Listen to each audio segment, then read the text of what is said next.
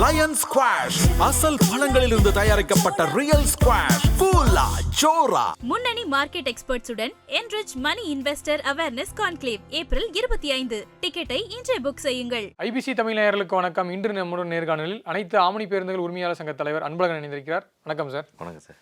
தேர்தலை முன்னிட்டு மக்கள் நிறைய பேர் சென்னையிலேருந்து கிளம்பி வெளியூர்களுக்கு தென் மாவட்டங்களும் சரி மேற்கு மாவட்டங்களுக்கும் போயிருக்காங்க. இந்நிலையில் போதிய பேருந்துகள் இயக்கப்படவில்லை. மக்கள் நிறைய பேர் வாக்கு செலுத்துறதுக்கு கரெக்டான டைமுக்கு போக முடியல.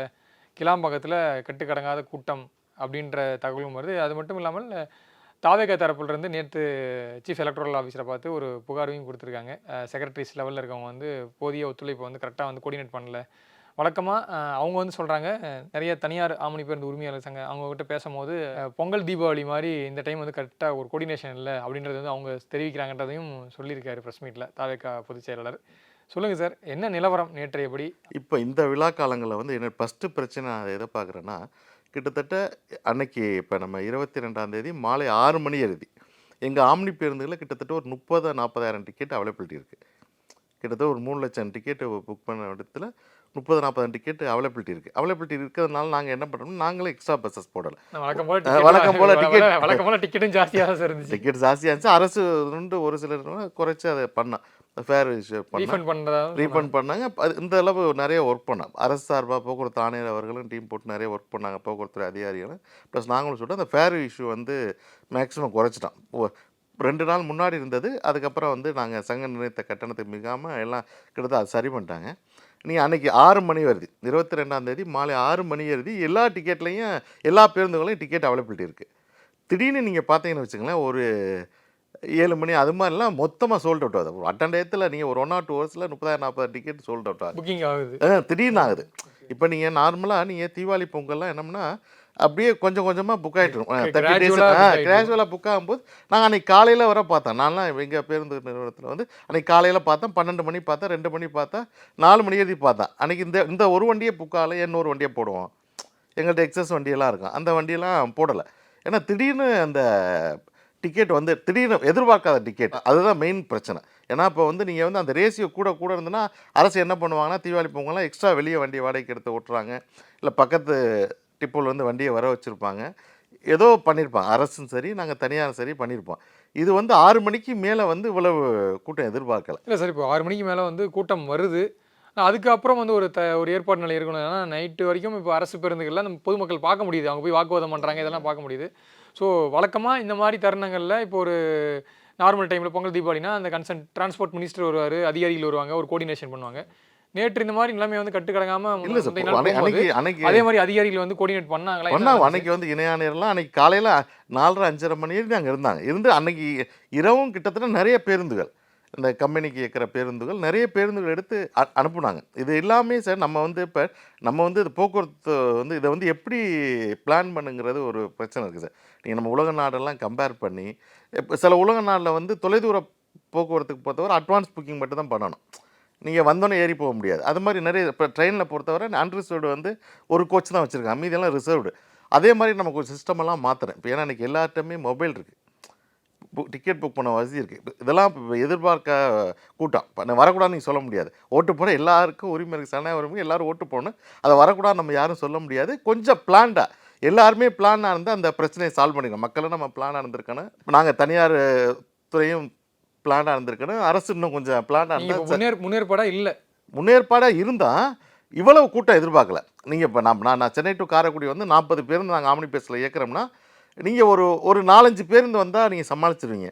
இதே கிட்டத்தட்ட 100% கூட வரும்போது சமாளிக்க முடியாதுன்னு. இல்லை சார், இப்போ நீங்கள் சொன்னீங்க எக்ஸஸ் பஸ் இருந்துச்சுன்னு சொல்கிறீங்க. ஆமாம், இந்த மாதிரி தருணங்களை அது உடனடியாக பயன்படுத்த முடியாதா? இந்த மாதிரி ஓகே கூட்டம் க்ரௌடு கண்ட்ரோலாக வருது போனால் எக்ஸ்ட்ரா ஆப்ரேட்டர்ஸ் வச்சு நம்ம ஆப்ரேஷன் அதை இல்லை சார். நீங்கள் இப்போ நீங்கள் ஆப்ரேட்டர் ஒன்றும் டிரைவர் மெயின் டிரைவர் இருக்கணும். நீங்கள் தயார் இல்லை, டிரைவர் வைக்கணும். இப்போ பேருந்துகள் மேபி அரசுக்கிட்டே இருந்திருக்கா இல்லைன்னு எனக்கு தெரியல, எங்கள்கிட்ட இருந்தது. ஆனால் அந்த கூட்டத்தில் உடனே டிரைவரை ரெடி பண்ணி எல்லா பேருந்தும் அனுப்ப முடியலை. இந்த பிரச்சனைக்கு நாங்கள் ரெடி பண்ணி அனுப்பிச்சோம். டிரைவர் நியர்தன் இடத்துலேருந்து டிரைவர் வரணும், அவர் பகலில் ரெஸ்ட் எடுத்துருக்கணும், இந்த அவைலபிலிட்டியெல்லாம் பார்த்து அனுப்பணும். எனக்கு தெரிந்த அனுபவத்தில் சொல்ல வரேன். ஒன்று எதிர்பார்த்தாத பயணிகள், இன்னொன்று வண்டியில் எடுத்து வர முடியல. அந்த இடத்துக்கு நீங்கள் இப்போ ஒரு 12 மணிக்கு அந்த கூட்டம் ஆயிடுச்சு, கூட்டமாகி அங்கே வர முடியலை. காலைல 4-5 மணிக்கு தான் பேருந்தே வர முடியும். ஏன்னா ஃபுல்லாக டிராஃபிக் ஆகி ஜாம் ஆயிடுச்சு. அந்த பேருந்துகள் நாங்கள் ஃபஸ்ட்லேருந்து சொல்கிறது, அந்த பேருந்துகளுக்கு நிறைய வழி வேணும்னு தான் நாங்கள் சொல்கிறோம். இப்போ நம்ம சிஎஸ்டி சாலையிலேருந்து உள்ளே நுழையலாம். அதே மாதிரி அந்த வண்டலூர்லேருந்து வருதுன்னா அங்கே ஒரு வழி வைக்கணும். அந்த பேருந்துக்கு வந்து நிறைய வழிகள் வைக்கணும். இன்னொன்று வந்து நிறைய பேருந்து நிலையம் வைக்கணும். இவ்வளோ பெரிய கிட்டத்தட்ட 1.5 கோடி மேலே சென்னையில் இருக்க நிறைய பேருந்து நிலையம் வேணும். ஆனால் மாதவரத்துலேயும் அந்த நிலைமை தானே அதே போல. இல்லை சார், எல்லாமே நீங்கள் எல்லாமே எங்கே போகுது? சிஎஸ்டி தானே வந்துடுது. எல்லா மாதவரத்தில் புறப்பட்ட பேருந்தெல்லாம் நிறுத்தி எங்களுக்கு ஒரு 9 மணிக்கு நம்ம கோயம்பேடில் புறப்பட்ட பேருந்துகள் காலைல வந்து ஒரு 500க்கு மேற்பட்ட பேருந்துகள் வந்து 6 மணிக்கு மேலே தான் கிளாம்பாக்கத்தை தாண்டி இருக்குது. டிராஃபிக் அங்கே பயணிகள் அங்கே உட்காந்துருக்காங்க. கிளாம்பாக்கத்தில் புக் பண்ணியிருப்பானே ஒரு 40 பயணினா ஒரு 4-5 பயணினாச்சும் அவங்க வெயிட் பண்ணுறாங்க. நீ எப்படி வெயிட் பண்ண? நைட்டு 10 மணிலேருந்து 10 மணிக்கு வர வேண்டிய பேருந்து 6 மணிலேருந்து எப்படி வருத்த முடியும்? டிராஃபிக் இது வந்து நிறைய நம்ம வந்து ஒரு கால சூழ்நிலையும் அவசரமாக ஒரு தற்காலிக முடிவு எடுக்கிறோம். தற்காலிக முடிவு எடுக்கக்கூடாது. பர்மனண்டான சொல்யூஷன் பண்ணணும். இதை வந்து பர்மனன்ட் சொல்யூஷன் எதை சார் சொல்கிறீங்க? நீங்கள் வந்து ஒன்று ரிசர்வேஷன் சொல்கிறீங்க. இதை வந்து நீங்கள் வந்து முன்கூட்டி ரிசர்வ் பண்ணால் மட்டும் தான் நீங்கள் பேருந்து ஏற முடியுன்றது வந்து நீங்கள் ஆம்னி பேருந்துகள் மட்டும் சொல்கிறீங்களா, இல்லை அரசு பேருந்து? அரசு பேருந்துகளில் தொலைதூரத்துக்கு பண்ணிடலாமா? ஏன்னா பண்ணிடுவாங்க. நீங்கள் வந்து சார் இப்போ ரயில்வே எப்படி பண்ணுறான்? ரயில்வே வந்து 10 பெட்டி இருந்துச்சுன்னா 9 பெட்டி இல்லை கரெக்ட் சார். இதுலேயும் சில ப்ராக்டிகல் டிஃபிகல்ட்டிஸ் இருக்குது. என்னன்னா சிலர் ஒரு பாமர மக்கள் ஒரு எமர்ஜென்சியாக போகணுன்னா அவங்க ட்ரெயினில் போக முடியாது. அவங்களுக்கு ஒரு சொல்யூஷனாக இருக்கிறது விரைவு பேருந்துகள் தான். ஸோ இதுக்கு வந்து நம்ம ரிசர்வேஷன் பண்ணிட்டு தான் போகணுன்றது வந்து இல்லாத காரியம் எல்லா சமயங்கள்லையும். சரி, ஒரு எமர்ஜென்சிக்கு போகிறோன்னா டக்குன்னு எடுத்து மூவ் ஆயிடலாம். ஸோ அதை தாண்டி இதில் வேறு என்ன மாதிரியான ரிசர்வேஷனை தாண்டி வேறு என்ன மாதிரியான முன்னேற்பாடுகள்லாம் இருக்குது? பேருந்து நிலையத்தை பிரிக்கணும் சார். இப்போ வந்து நம்ம வந்து இப்போ ஒன்று வந்து கிளாம்பாக்கம் ஒரு பேருந்து நிலையம் வச்சுருக்கோம். இன்னொன்று வந்து இப்போ கிளாம்பாக்கம் அந்த பேருந்து நம்ம ஒரு சைடு வந்து அரசு மத்திய மாநில அரசு கொள்கை வந்து ஒரு சைடு வந்து சுற்றுச்சூழலை பாதுகாக்கணும். PS4லேருந்து PS6 மாற்றுறான். எதுக்கு மாற்றுறாங்கன்னா சுற்றுச்சூழல் மாசை குறைக்கணும்னு சொல்லிட்டு. ஒரு சைடு வந்து என்ன பண்ணுறோம்னா சிட்டிக்குள்ள இருந்து பேருந்து நிலையம் அவுட்ரு கொண்டு போகும்போது என்ன பண்ணுவாங்க, ஒரு பேருந்தில் போகிற பயணிகள் வந்து இப்போ 2 பேருந்துக்கு மாற்றுறான், இல்லை பல கார்களுக்கு மாற்றுறான். இப்போ நீ சிட்டி பேருந்துலேருந்து வரணும், அங்கே மெட்ரோ கனெக்டிவிட்டி கிடையாது, ரயில்வே என்ன பண்ணலை, வசதி இல்லை, ரயில்வே பண்ணி அதெல்லாம் பெண்டிங்கில் இருக்குது. இது மாதிரி நிறைய டிஃபிகல்ட்டி இருக்குது. ஒன்று வந்து பயணிகளுக்கு வந்து ஈஸியாக இப்போ நீங்கள் வந்து கோயம்பேடு பேருந்து நிலையம் இருக்கும்போது கூட்டம் இல்லாமல் நல்லா கூட்டம் இருந்திருக்கு. அன்றைக்கி எதுவுமே பிரச்சனை இல்லை. ஏன்னா கோயம்பேடு பக்கத்தில் வந்து வருவாங்க, வந்துட்டு அன்றைக்கி டிக்கெட் கிடைக்கலாம், நேராக வீட்டுக்கு போயிடுவாங்க. இப்போ என்ன அது இங்கேருந்து 2 மணி நேரம் கஷ்டப்பட்டு நான் கிளாம்பாக்கம் போயிட்டாங்க. பஸ்ஸுக்கு ஒரு மனநிலை நானாக போகிறேன், என்ன மனநிலையாக இருக்கேன். இங்கிருந்து 1 மணி நேரம் கிட்டத்தட்ட 1 மணி நேரம் 2 மணி நேரம் போயிட்டாங்க. போய் பஸ்ஸு கிடைக்கிட்டா என்ன ஒரு கோவம் தான் வரும். அந்த கோவத்தை தான் மக்கள் வந்து காட்டுறாங்க. அது ஒரு மக்களை குறை சொல்ல முடியாது. இதுக்கு வந்து ஒரு தீர்வாக வந்து நம்ம நிறைய இது பொது போக்குவரத்து கொள்கையை உலக நாடுகளை பார்த்து நம்ம நிறைய மாற்றம் பண்ணணும். நம்ம ஒரு பேருந்தில் போகிறோம், 2 பேருந்தில் மாற்றுறோம், பல கார்களை மாற்றுறோம். அதுக்கெல்லாம் நீங்கள் இப்போ கும்டான்னு ஒரு அமைப்பு இருக்குது, அவங்கெல்லாம் கன்சல்ட் பண்ணி அவங்கெல்லாம் சொல்கிறாங்க நிறைய நல்ல விசேஷம். அதெல்லாம் நம்ம இம்ப்ளிமெண்ட் ஒரு பஸ் ஸ்டாண்டை மொத்தமாக தூக்கி சவுத்தில் கிட்டத்தட்ட ஒரு நாளைக்கு கிட்டப்பட்ட இப்போ சாதாரணமாக ஆம்னி பேருந்து 1000 பஸ்ஸு போகுது, அரசு பேருந்து விரைவு பேருந்துகள் 600 கிட்ட போகுது. இது மாதிரி மொத்தமாக தூக்கி ஒரு இடத்துல ஜாம் பண்ணி மொத்தமாக விழா காலம் ஃபுல்லாக நமக்கு இதே தான் பிரச்சனை. எந்த விழாக்காலம் யாரும் இப்போ காலைல போக முடியாது. நேற்றுலாம் கிட்டத்தட்ட நாள் 8 மணிக்கு புறப்பட்ட வண்டி கன்னியாகுமரிக்கு வந்து இரவு 8 மணிக்கு போயிடும். அவங்க எப்படி ஓட்டு போட்டுருவாங்க? ஓட்டே போட்டிருக்க முடியாது. இது மாதிரி விடிய வரைக்கும் பஸ் போயிட்டு ஆம்னி பஸ் ஏறிக்கிட்டு தான் இருந்தீங்களா சார்? ஆமாம், பண்ணிக்கிட்டு தான் அந்த இல்லை அது இரவு புறப்பட்ட வண்டியே இப்போ போகலே சார். நீங்கள் இரவு இப்போ நாள் இரவு 22ஆம் தேதி இரவு 8 மணிக்கு அம்பத்தூரில் புறப்பட்ட வண்டி கன்னியாகுமரிக்கு மறுநாள் காலை 7 மணி 8 மணிக்கு போகுது. அவர் எப்படி ஓட்டு போட்டிருப்பாரு? டிரைவரோட வாக்குவாதம். ஏன்னா வழி ஃபுல்லாக டிராஃபிக்கு. நம்ம ஒரே ரோட்டில் நம்ம சென்னை ஒரு எண்டில் இருக்குது, இந்த ஒரே வேலை நம்ம ட்ராவல் பண்ணுறோம். உளுந்தூர்பேட்டை போய் தான் அவ்வளோ டிராஃபிக். இங்கேருந்து இன்ச்சாக தான் உளுந்தூர்பேட்டை வரை நேற்று டிராஃபிக் போகுது. அதுக்கெல்லாம் நம்ம வந்து கிட்டத்தட்ட முன்மாதிரியாக இதுனாச்சும் இதை வந்து இன்ஃப்ராஸ்ட்ரக்சர் வேணும். அதுக்கேற்ற மாதிரி நம்ம பிளான் பண்ணோம். இது வந்து இப்போ நம்ம பர்மனெண்ட் சொல்யூஷனாக பண்ணணும். ஒரு விழா காலங்களில் இந்த பிரச்சனை இருக்குது. நேற்று அதிகபட்ச கூட்டினது ஒரு காரணம். தீபாவளி பொங்கலில் ஒரே நாள் பற்றி நீங்கள் பாருங்களேன், நீங்கள் ஒரு லாங் எக்ஸ்பீரியன்ஸில் கடந்த முறை தேர்தலுக்கும் சரி, அதே மாதிரி பொங்கல் தீபாவளின்னு இருக்குல்ல, அதற்கும் நேற்று நடந்ததுக்கும் என்ன வித்தியாசம் சார்? இல்லை, கடந்த நீங்கள் பாராளுமன்ற எலெக்ஷனை பொறுத்தவரை நீங்கள் விரைவு பேருந்துக்கு ஆம்னி பஸ்ஸில் போனது 6 லட்சம் பயணியாக தான் போயிருக்காங்க. ஆனால் இதுக்கு வந்து கூட போயிருக்காங்க. அப்போ 6 லட்சம் பயணியாக தான் போயிருக்காங்க. நீங்கள் பார்த்து டேட்டா பார்த்தீங்கன்னா 6 லட்சம் பயணிகள் போயிருக்காங்க. அன்றைக்கும் கூட்டம் இருந்தது. ஷார்ட் டிஸ்டன்ஸு கூட்டம் இருந்தது. இங்கே திருவண்ணாமலை, திண்டிவனம் அது மாதிரி ஷார்ட் டிஸ்டன்ஸு கூட்டம் இருந்தது. அது பக்கத்தில் வந்து இது பண்ணாங்க. இப்போ லாங் டிஸ்டன்ஸே நிறைய இந்த வாட்டி கூட்டம். அது ஒரே நாளில் நம்ம 21, 22, 23 பிளான் பண்ணேன். 21லாம் நார்மலாக இருந்தது. 21 ஒரே நாளில் நிறைய கூட்டம் இருந்தது. அதுக்கு நம்ம எப்படி பண்ண போகிறோம்? அடாப்ட் ஆகணும். அன்றைக்கி வண்டி எவ்வளோ கூட இன்க்ரீஸ் பண்ணணும். இப்போ கூட இன்க்ரீஸ் பண்ணாவே சார் நீங்கள் வந்து இப்போ 1 லட்சம் போகிற பயணிகளுக்கு ஒரு 50,000 எக்ஸ்ட்ரா நம்ம வச்சுக்கலாம். நீங்கள் அதே வந்து 2-3 மடங்கு வைக்க முடியாது. நீங்கள் அதுக்குள்ளே நம்மகிட்ட பஸ்ஸு புதுசாக வேணாம். தமிழ்நாட்டில் 20,000 பஸ் இருக்குது. ஆம்னி பஸ்ஸில் 6,000 பஸ் இருக்குது. நீங்கள் போய் ஒரு நாளைக்காக மட்டும் போய் ஒரு 5,000 பஸ் 6,000 பஸ் எக்ஸ்ட்ரா நம்ம பண்ண முடியாது. அது பண்ணால் நம்ம இப்போ அது அந்த தொழிலே இப்போ ஏற்கனவே ஆம்னி பஸ் நஷ்டத்தில் இருக்குது, அரசு துறை நஷ்டத்தில் இருக்குது. நீங்கள் ஒரே நாளில் இவ்வளோ பண்ண முடியாது. இதில் நிறைய டிபிகல்ட்டி, யாரையும் இதை வந்து ஈஸியாக குறை சொல்கிற மாதிரி சூழ்நிலை இல்லை. இந்த நிகழ்வு வந்து தேர்தலுக்காக இப்போ வந்து இன்னும் வெளிப்படையாக என்ன குற்றச்சாட்டு வைக்கிறாங்கன்னா, தனியார் ஆம்னி பேருந்துக்கெல்லாம் வந்து கொஞ்சம் அழுத்தம் ப்ரெஷர் கொடுத்துருக்காங்க. ஏன்னா வந்து மொத்தமாக ஓட்டு போய் போட்டாங்கன்னா இங்கே ஒரு பக்கம் சாதகமாக பாதகமாக ரிசல்ட் வந்துடக்கூடாதுன்றதுக்காகவே வந்து இங்கே நிறைய பின்னாடியில் வந்து நிறைய பேர் வேலை பார்த்துருக்காங்கன்ற ஒரு புகார்களும் வருது. அதெல்லாம் எந்த அளவுக்கு சாத்தியம்? ஏன்னா அதெல்லாம் உங்களுக்கு ஏதாச்சும் அழுத்தம் தரப்பட்டதா? இல்லை ஆம்னி பேருந்து ஆம்னி பேருந்துகளை உரிமையாளர்களுக்கு பொறுத்தவரை எங்களுக்கு அரசு சார்பில் என்ன அழுத்தம் தரப்பட்டதுன்னா, நீங்கள் வந்து கட்டணம் அதிகமாக இருக்கக்கூடாது, அரசு சார்பில் கட்டணம் அதிகம் வைக்கக்கூடாதுன்னு ஒரு இது தொடர்ந்து 3 நாளாக இது பண்ணாங்க. அப்புறம் வந்து தேவையில்லாத இடத்துல டிராஃபிக் தடை பண்ணாமல் அது பண்ணுங்க, அதை தான் இது பண்ணுது. அப்புறம் கிளம்பாக்கம் பஸ் ஸ்டாண்டில் ரொம்ப நேரம் நிறுத்தாதீங்க, அது மாதிரி இருந்தது. இது மாதிரி யாரும் எங்களை தொடர்பு கொள்ளவில்லை. அது மாதிரி நாங்கள் சொன்னாலும் பண்ண மாட்டோம். எந்த அரசியல் கட்சிக்கும் நாங்கள் சாதாரணமாக செயல்பட்டோம். நாங்கள் வந்து பயணிகளுக்கான சேவை பண்ணுறோம். எப்போதும் கிட்டத்தட்ட தமிழகத்தை ஒரு நாளைக்கு 3 லட்சம் பயணிகள் ஆவரேஜாக டிரான்ஸ்போர்ட் பண்ணிக்கிட்டு இருக்கோம். எங்கள் சங்கங்கள்லேயே எங்கள் ஆம்னி பேருந்து உரிமையாளர் எல்லா கட்சியை சார்ந்தவங்களும் இருக்காங்க. ஒரே கட்சியை சார்ந்தவங்களும் இல்லை, எல்லா கட்சியை சார்ந்தவங்களும் இருக்காங்க. அது மாதிரியெல்லாம் ஒன்றும் நடக்கல. நீங்க சொல்றீங்க ஜாயின்ட் கமிஷனர் வந்து கிரவுண்ட்ல இருந்து ஒர்க் பண்ண. ஆமாம் சார், அன்றைக்கி வந்து ஆனா இப்போ வந்து பாத்தீங்கன்னா இப்போ மினிஸ்டர் ஏன்னா வர முடியாது. ஏன்னா இப்போ நடக்கக்கூடிய அரசாங்கம் வந்து ஃபுல்லாக வந்து இப்போ எலெக்ஷன் கமிஷன் வந்து கண்ட்ரோல் எடுத்திருக்காங்க.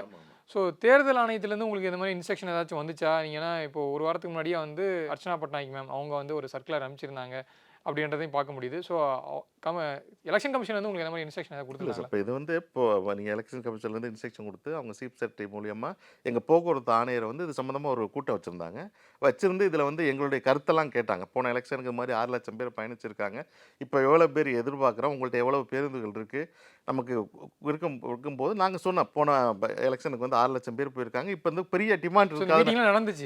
நடந்தது பெரிய டிமாண்ட் இருக்காது நாங்கள் எதிர்பார்த்தோம். ஆம்னி பேருந்து உரிமையாளர்கள் பெரிய டிமாண்ட் இருக்காது அப்படின்னு எதிர்பார்த்தோம். ஏன்னா மாலை வரை வந்து எங்களுக்கு வந்து டிக்கெட் வந்து அவைலபிலிட்டி இருந்தது.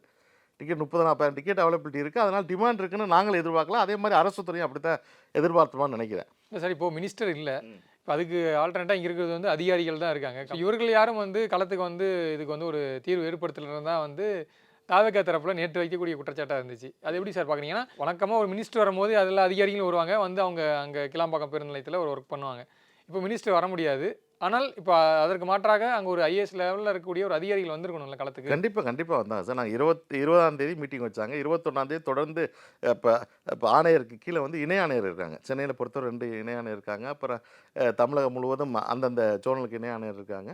அவங்கெல்லாம் களத்தில் இருந்தாங்க. டிரான்ஸ்போர்ட் செக்ரட்டரி இருக்காரு, அவங்க டிரான்ஸ்போர்ட் செக்ரட்டரி அவங்க பார்த்தாங்க. நீங்கள் இப்போ எல்லா இணை ஆணையர், கோயம்பேடில் ஒரு இணை ஆணையர் இருந்தார். இப்போ நம்ம கிளாம்பாக்கம் பேருந்து நிலையத்தில் காலையில் 6 மணி எழுதி இருந்தார் ஒரு இணை ஆணையர் இருந்து எல்லா வண்டியும் அவர் தான் ஆர்கனைஸ் பண்ணார். இந்த டிமாண்ட் வந்ததுக்கு அப்புறம் நிறைய பேருந்து உரிமையாளர்கிட்ட, அந்த கம்பெனி வண்டி ஓட்டுறவங்க உரிமையாளர்கிட்ட பேசி அவர் தான் அந்த உரிமையாளர்கள் அங்கே இருந்து நிறைய பேருந்து அரேஞ்ச் பண்ணி பண்ணாங்க. நான் சொல்கிறது எதிர்பார்க்காத இது வந்து நீங்கள் வந்து இப்போ பஸ் இருந்தாலும் டிராஃபிக்கில் போய் டிராஃபிக்கில் சேர முடியல. இன்னொரு காரணம், நீங்கள் எவ்வளோ வண்டியை ரெடி பண்ணுவீங்க, அதுக்கு ஓட்டுநர் கிடைக்கணும், அதெல்லாம் நிறைய சிக்கல் இருந்தது. இது மாதிரி சூழ்நிலையை வந்து ஈஸியாக சமாளிக்கிறது ஒரு பெரிய விஷயம் தான். ஏன்னா நீ அட்ட டயத்தில் நீ 12 மணிக்கு இவ்வளோ கூட்டம் வரும்போது உடனே நீங்கள் இப்போ அவ்வளோ பேருந்து ரெடி பண்ண முடியாது. நிறைய அது டிராஃபிக் சூழ்நிலை இருக்குது. ஆல்ரெடி ஜாம் ஆகி போச்சுங்க. நம்ம சிட்டிலேருந்து வர்ற வண்டியே நீங்கள் 8 மணிக்கு புறப்பட்ட வண்டியே வர முடியல. இந்த டிராஃபிக் வந்து கிளாம்பாக்கம் வரதுக்கு சொல்கிறீங்களா சார்? ஆமாம் சார், மாலை ஆவடியில் வந்து 22ஆம் தேதி 8 மணிக்கு ஒரு புறப்பட்ட வண்டி காலையில் 6 மணிக்கு தான் கிளாம்பாக்கத்தை பாஸ் ஆகிருக்கு. என்ன சார் சொல்கிறீங்க? ஆமாம் சார், வண்டியில் போயிருக்கு. 6 மணிக்கு தான் எங்களுக்கு 500 வண்டி ஆவணி பேருந்துக்கு பாஸ் ஆகி போயிருக்கு. அது நம்ம டிராஃபிக் ஆகி போச்சு.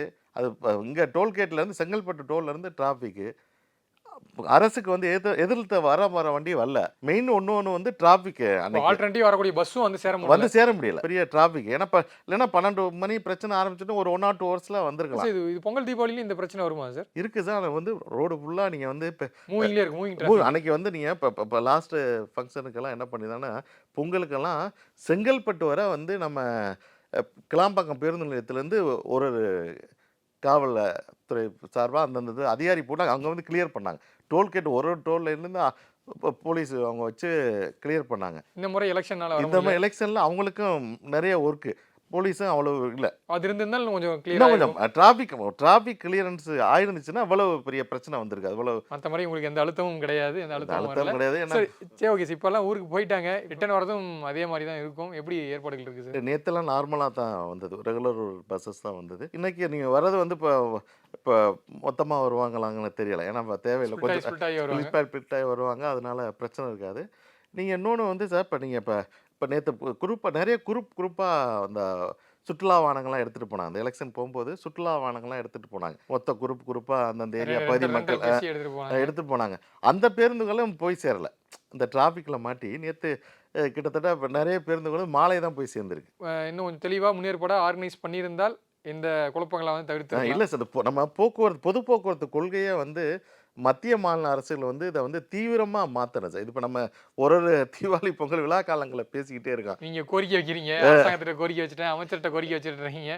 ஆனால் இது தீர்ந்த மாடியே இல்லை. ஏன்னா ஒரு 2-3 விதமாக இருக்குது. ஒரு சைடு சுற்றுச்சூழல் மாசு, வாகனத்தை வந்து சிட்டிக்குள்ள வரக்கூடாது. பொது போக்குவரத்து வாகனம் வந்தால் தானே ஒரு பேருந்தில் வந்து இப்போ 50 பேரை போகிற பேருந்தை விட்டுட்டீங்க. கோயம்பேட்டிலேருந்து ஒரு பஸ்ஸில் ஒரு 20 பேர் வந்து போகிறாங்கன்னா, நீங்கள் அது கோயம்பேட்டுக்கு அலோவ் பண்ணலினா இப்போ இங்கேருந்து போகிறது எல்லாமே ஸ்ப்ளிட் ஆகுதுன்றீங்க. ஆமாம், ஸ்ப்ளிட் ஆகுது. நீங்கள் நிறைய மொத்த கூட்டமாக அங்கே போய் சேரும்போது ஜாம் ஆயிரும். இதுக்கு வந்து நம்ம கிட்டத்தட்ட கும்டா நிறைய ஒர்க் பண்ணுறாங்க. அவங்க நிறைய ஒர்க் பண்ணி நிறைய சக்ஸஸ் எல்லாம் கொடுத்தாங்க. அதை அரசு கேட்டு வந்து அதை கொஞ்சம் மாற்றினா மட்டும்தான் அதுக்கு ஒரு சொல்யூஷனே பண்ண முடியும். நீங்கள் வந்து இப்போ கிளாம்பாக்க வழியாக இந்த ரூட்லேயே வந்து எல்லா வண்டியும் உடனே தேவையில்லை. ஈஸியாக கொஞ்சம் வாகனங்களை திருப்பி விடலாம். நம்ம என்ன பண்ணலாம்னா அந்த பாண்டிச்சேரி, சிதம்பரம், கடலூர் அந்த ரூட்டில் போகிற வாகனங்கள்லாம் என்ன பண்ணலாம், நம்ம திருவான்மியூரோ இல்லை வேளச்சேரியோ அங்கே ஒரு தற்காலிக பேருந்து அடித்து அதில் பாதி ஸ்ப்ளிட் பண்ணலாம். அதே மாதிரி காஞ்சிபுரம் போகிற பேருந்துகளை வேறு ஒரு இடத்துல நிறைய ஸ்ப்ளிட் பண்ணணும். ஸ்ப்ளிட் பண்ணால் தான் கூட்டம் ஒரு இடத்துல சேராமல் இருந்துச்சுன்னா தான் டிராஃபிக்லாம் போகும். நம்ம வந்து இப்போ மக்களை யாரும் குறை சொல்லுது, நம்ம போக்குவரத்து கொள்கையை வந்து நிறைய ஒரு மாதிரி சிறப்பாக இல்லை. அதை வந்து நிறையா வந்து மாற்றணும்.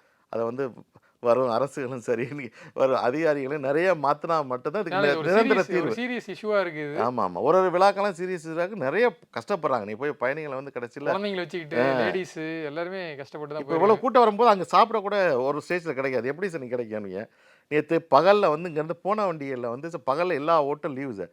நேற்றுங்க பகலில் டிராஃபிக்கில் ஒரு 500 வண்டி போய் 500 வண்டிக்கு எங்கே சாப்பாடு பயணிகள் காலைல நிறுத்தவே முடியாது. நிறுத்தம்னே சாப்பிட இல்லை சார். ஹோட்டலில் நாங்கள் ஒரு உளுந்தூர்பேட்டில் ஒரு மோட்டல் வச்சுருக்கோம். அந்த மோட்டலில் நீங்கள் அட்டன் டயத்தில் போய் நாங்கள் பகலில் வந்து நார்மலாக 100 வண்டி போகும். பகலில் ஃபுல் டேவே 100 வண்டி போகும். நேற்று வந்து ஒரு 300 வண்டிக்கு ஏற்பாடு பண்ணி வச்சுருந்தேன். கிட்டத்தட்ட 1000 வண்டி போனால் எப்படி சாப்பாடு கொடுக்க முடியல. இது நீங்கள் இப்போ கண்டிப்பாக மக்களுக்கு ஒரு ஃப்ரஸ்ட்ரேஷன், வாக்குவாதம். எங்கே ஹோட்டலே இல்லை. நீங்கள் வழியில் வந்து நீங்கள் சென்னையிலேருந்து இது ஒரு சில ஹோட்டல் தான் இருந்தது. ஒரு 10-20% ஹோட்டல். நாங்கள் அசோசியேஷன் ஹோட்டலே 300 வண்டிகளுக்கு அவ்வளோ சாப்பாடு தான் கொடுக்க முடிஞ்சது. தற்காலிகமாக கொஞ்சம் ரெடி பண்ணி கொடுத்தோம். அது மாதிரி எல்லா பிரச்சனையும் இருக்குது. இதை சார்ந்து நிறைய பிரச்சனைகள் இருக்குது. இது ஒரு முக்கியமான பிரச்சனை. வரும் அரசுகளும் சரி, வரும் எல்லா துறை அதிகாரிகளும் இதை ஒரு முக்கியமான தீர்வு வாங்கணும். கண்டிப்பாக சார், நீங்கள் உங்கள் சார்பாக நிறைய கோரிக்கைகளை வச்சுருக்கீங்க. எதிர்பார்ப்போம் நம்ம அடுத்த முறையும் மீண்டும் இது உட்காந்து பேசாமல் இருந்தால் மகிழ்ச்சி. நேரம் ஒதுக்கி இந்த பிரச்சனை குறித்து நிறைய தகவல் பகிர்ந்துட்டீங்க. நேரத்துக்கு நன்றி சார்.